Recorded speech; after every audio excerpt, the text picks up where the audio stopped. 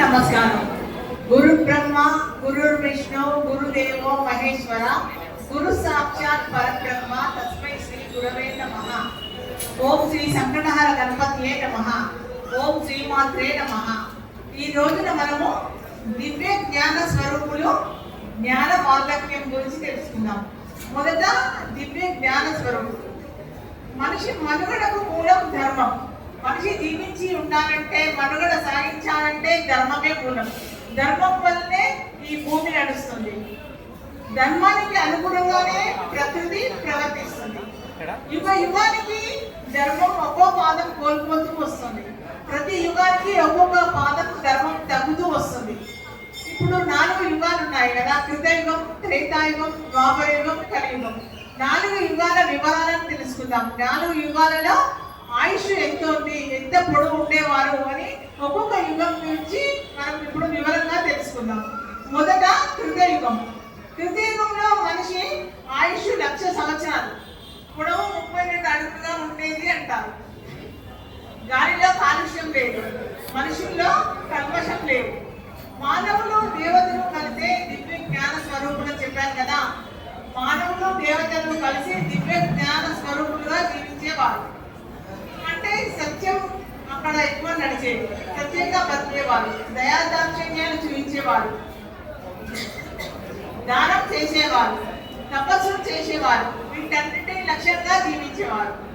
ఈ యుగంలో శ్రీమన్నారాయణుడు సర్వోన్నత దైవంగా పూజ అందుకున్నాడు. ఈ కృతయుగంలో ధర్మం 4 పాదాలపై నడిచేది. ఇంకా త్రేతాయుగం వివరాలు తెలుసుకున్నాం. త్రేతాయుగంలో ధర్మం 3 పాదాలకు వచ్చింది. అంటే ఒక పాదం ధర్మం తగ్గిపోయింది, అధర్మం ఏర్పడింది. సత్యం అనేది మసకబారిపోయింది. రావణాసుడి రూపంలో చెడు అనేది పుండు పోసుకుంది. భగవంతుడు శ్రీరాముడి అవతారం ధరించాడు. రాక్షస ప్రవృత్తి కలిగిన రావణాసుడిని సంహరించి ధర్మ పరిరక్షణ చేశాడు శ్రీరామచంద్రుడు.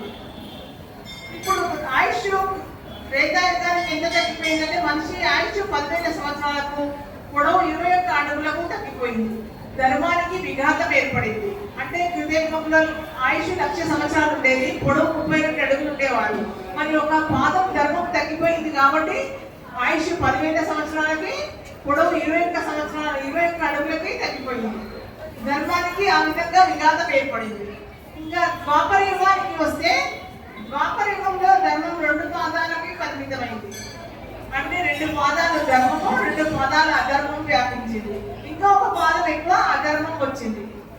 మనుషుల్లో సత్యం తగ్గిపోయింది, దయాదాక్షిణ్యాలు తగ్గిపోయాయి, దానాలు తగ్గిపోయాయి, దాన లక్షణాలు, దయాదాక్షిణ్యాలు అన్ని సన్నగిపోయాయి. రాజ్యకాంక్ష పెరిగిపోయింది, ఈర్ష్య ద్వేషాలు కూడా పెరిగిపోయాయి. దాయాదుల పోర్లు, యుద్ధాలు మొదలయ్యాయి. భగవంతుడు శ్రీకృష్ణ పరమాత్మగా అవతరించాడు ఈ యుగంలో. ఈ యుగంలో భగవంతుడు శ్రీకృష్ణ పరమాత్మగా అవతరించి ధర్మ సంస్థాపన గావించాడు. మరి ఈ యుగంలో ఆయుష్ ఎంత ఉండేది అంటే, ఈ యుగంలో మనిషి ఆయుష్ 1000 సంవత్సరాలకు, పొడవు 11 అడుగులకు పడిపోయింది. అంటే మొదట 1,00,000 సంవత్సరాలు 32 అడుగులు ఉండేది, 4 పాదాలు ధర్మం ఉండేది. ఒక పాదం తగ్గిపోయిన తర్వాత 10,000 సంవత్సరాలు వచ్చి త్రేతాయుగానికి 21 అడుగులు పొడవైంది. ఇక ద్వాపర యుగానికి వచ్చేసరికి 2 పాదాల ధర్మము, 2 పాదాల అధర్మం వ్యాపించడం వల్ల 1000 సంవత్సరాల ఆయుష్ 11 అడుగుల పొడవుకు పడిపోయింది. ఇంకా కలియుగం సంగతి చెప్పనవసరం లేదు. కలియుగంలో ధర్మానికి మిగిలింది 1 పాదం మాత్రమే. మనిషి స్వయంకృతాపరాధంతో 100 సంవత్సరాల ఆయుష్ను 60 సంవత్సరాలకు దిగదార్చుకున్నాడు. పొడవు 6 అడుగుల కన్నా కిందికి పడిపోయింది. మనిషి అత్యంత స్వార్థంతో పాతాళానికి దిగజారి తృప్తి లేకుండా బతుకుతున్నాడు. సుఖ దుఃఖాలు, సంతోష విచారాలు, లాభ నష్టాలు, గెలుపోటములు, జనన మరణాల వంటి ద్వంద్వాల వలయంలో చిక్కుకుపోతున్నాడు. సుఖాన్ని కోరుకుంటున్నాడు కానీ కష్టానికి కంగారు పడిపోతున్నాడు. ఆనందిస్తున్నాడు కానీ విచారాన్ని భరించలేకపోతున్నాడు. లాభం తప్ప నష్టాన్ని అంగీకరించలేకపోతున్నాడు. విజయాన్ని ఆస్వాదిస్తున్నాడు కానీ ఓటమిని తట్టుకోలేకపోతున్నాడు. జననానికి పొంగిపోతున్నాడు. ఎవరైనా ముందే ఎంతో సంతోషపడిపోతున్నాడు. మరణం అంటే ఊహల్లో భయపడిపోతున్నాడు. మానవునిలో దానవ లక్షణాలు ప్రబలిపోయాయి. అంతా అధర్మమే, ఆశ్రిత పక్షపాతమే. మనిషికి భగవంతుడితో ప్రత్యక్ష అనుబంధం అంతరించిపోయింది. కృతయుగంలో అయితే భగవంతుడితో మనుషులకు ప్రత్యక్ష అనుబంధం ఉండేది. ఇప్పుడు మొత్తం అధర్మమే ఉంది కాబట్టి భగవంతుడితో అనుబంధం మనిషికి పూర్తిగా అంతరించిపోయింది. జన్మ మరణాల్లో తప్పించుకోలేనిమని, ఒకటి లేనిదే మరొక దానికి విలువ లేదని మనిషి గ్రహించలేకపోతున్నాడు. విచారము, నష్టము, ఓటమి, అపజయము, మరణం వంటివి తప్పించుకోలేనివి, తప్పకుండా ఇవి జరిగేవి అనే విషయాన్ని విస్మరిస్తున్నాడు. యుగ యుగానికి తన ఆలోచనలను దిగదార్చుకుని కృష్ణుని పాప పంకిలంగా మార్చి భూమిని కలుషితం చేసి భూమి సారహీనం కావడానికి మనిషే కారణమవుతున్నాడు. మనిషి సంతోషాన్ని, విచారాన్ని స్థిత ప్రజ్ఞతతో సమంగా స్వీకరించగలిగినప్పుడే భగవంతుడితో అంతర్ముఖంగా మన దైవంతో అనుసంధానం కాగలుగుతాము.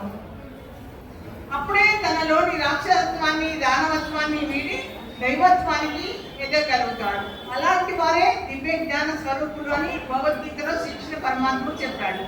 అంటే సుఖానికి పొంగిపోకుండా, కష్టానికి కుంగిపోకుండా సమస్థితిలో ఉండి స్థిత ప్రజ్ఞతో ఉండే వారికే దివ్య జ్ఞాన స్వరూపులు అంటారు. అటువంటి వారికే మోక్షం కరతల బలకం అవుతుంది అని శ్రీకృష్ణ భగవానుడు భగవద్గీతలో చెప్పాడు. మరి కృతయుగంలో శ్రీమన్నారాయణుని పూజించారు, త్రేతాయుగంలో శ్రీరామచంద్రుని పూజించారు, ద్వాపరయుగంలో శ్రీకృష్ణ భగవానుని పూజించాం. ఇక కలియుగంలో భగవంతుడు కలిసి భగవానుడుగా అవతరించి ధర్మ సంస్థాపన గావించనున్నాడు అని పురాణాల ద్వారా తెలుస్తుంది. మనం ఇప్పుడు 4 యుగాల గురించి వివరాలను తెలుసుకున్నాం కదా. ఆయుష్ ఎంత ఉంటుంది, పొడవు ఎంత ఉంటుంది అనే విషయం తెలుసుకున్నాం కదా. ఇప్పుడు జ్ఞాన వార్ధక్యం గురించి తెలుసుకుందాం. జ్ఞాన వార్ధక్యం అంటే వయస్సుతో నిమిత్తం లేకుండా చిన్న వయసులోనే పరిపూర్ణ జ్ఞానం కలవారిని జ్ఞాన వృద్ధులు అంటారు. చిన్న వయసులోనే పరిపూర్ణమైన జ్ఞానం ఎవరికి ఉంటుందో వారు చిన్నవారైనా సరే వారిని జ్ఞాన వృద్ధులు అంటారు. ఇప్పుడు మనం అటువంటి కొంతమంది జ్ఞాన వృద్ధులను స్మరించుకుందాము. సాధారణంగా జీవితం అంతా ఆర్జించిన అనుభవాలు వార్ధక్య జ్ఞానంగా పరిణతి చెందుతాయి.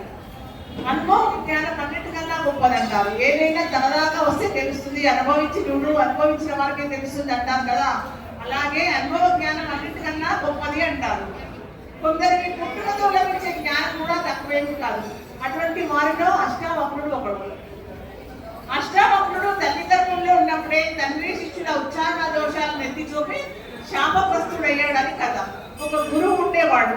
అతను శిష్యులకు వ్యాకరణాలు, శాస్త్రాలు బోధించేవాడు. గురుపత్ని కడుపుతో ఉంది. ఆమె గురువు ఈ విధంగా బోధిస్తున్నప్పుడు పక్కన కూర్చుని ఉంది. ఆయన శిష్యులకు బోధిస్తున్నప్పుడు ఉచ్చారణ దోషాలు వచ్చాయి.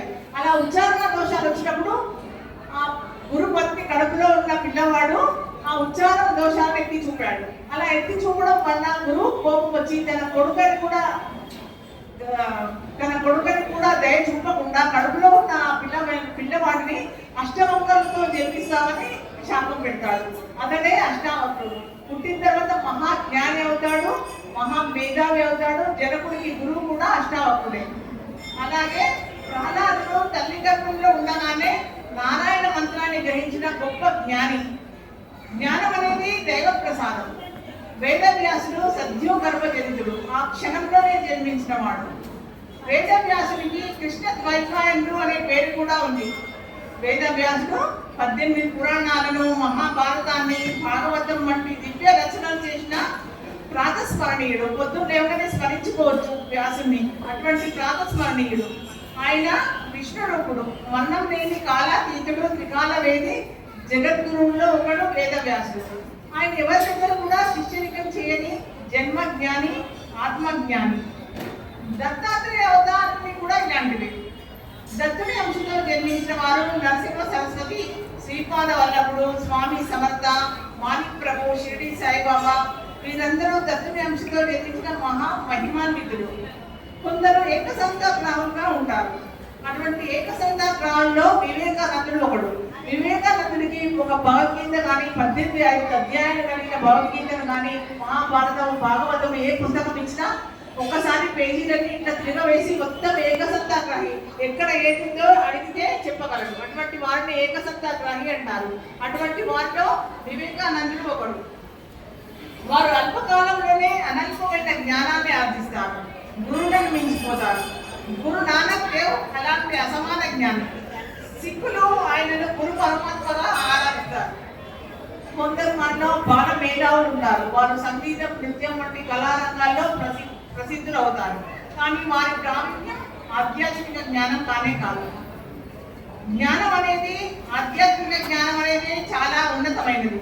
ఎవరి జ్ఞానం వృద్ధుల చేత గుర్తింపుపడి, ఏ జ్ఞానమైతే వృద్ధుల చేత గుర్తింపుపడి గౌరవాన్ని నోచుకుంటుందో వారు వయసులో చిన్నవారైనా సరే జ్ఞాన వృద్ధులుగా పేరొందుతారు. అటువంటి జ్ఞాన వృద్ధులుగా పేరొందిన వారిలో భక్త ప్రహ్లాదుడు ఒకరు, భక్త ధ్రువుడు, భక్త మార్కండేయుడు, నచికేతుడు, భక్త శీర్యాల వీరందరూ కూడా జ్ఞాన వృద్ధులుగా పేరుగాంచారు.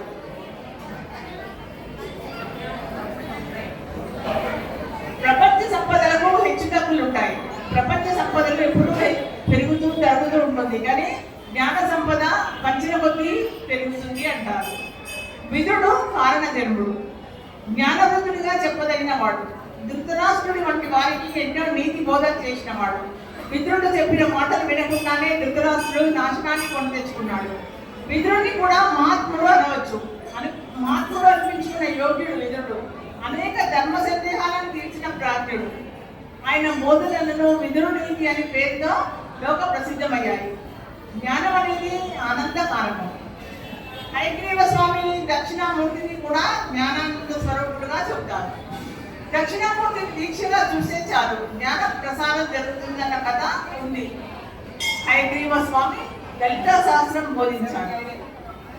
అలాగే దక్షిణామూర్తిని తదేకంగా చూస్తే ఆత్మజ్ఞానం కలుగుతుందని, పిల్లలకు విద్యా ప్రాప్తి కూడా కలుగుతుందని, అపవృత్తి దోషాలు కూడా తొలగిపోతాయని చెప్తారు. ఏది అజ్ఞానమో తెలిపేది జ్ఞానం. అలౌకికమైన జ్ఞానమే ఆధ్యాత్మిక జీవితానికి ఆలంబనం. వెలుగు ఉండగానే ఇల్లు చక్కబెట్టుకోవడం వివేకం అంటారు. వెలుగు ఉండగానే ఇల్లు చక్కబెట్టుకోవాలి అంటే మనలో ప్రాణం ఉండగానే మనం జీవితాన్ని సద్వినియోగం చేసుకోవడమే దీనికి అంతరార్థం. క్షణభంగురమైన జీవితాన్ని శాశ్వతమని భ్రమించక సద్వినియోగం చేసుకోవడమే మనిషి కర్తవ్యం. ఆదిశంకరులు ఒకసారి ఆధ్యాత్మిక యాత్ర చేస్తున్నారు. అలా ఆధ్యాత్మిక యాత్ర చేస్తున్నప్పుడు ఒక చోట ఆ వృద్ధుడు వ్యాకరణాలను వల్లవేస్తూ కూర్చున్నాడు. ఆదిశంకరులు ఆ వృద్ధుడిని చూశారు. చూసిన వెంటనే భజగోవిందం అనే శ్లోకం ఆశువుగా చెప్పడం జరిగింది. అప్పుడు ఏమన్నాడంటే ఆదిశంకరులు, ఓ మూఢుడా, ఓ వృద్ధుడా, మృత్యుముఖంలో ఉన్నావు, వృద్ధుడు అయిపోయావు. ఇప్పుడు నీకు వ్యాకరణ సూత్రాలు అవసరమా?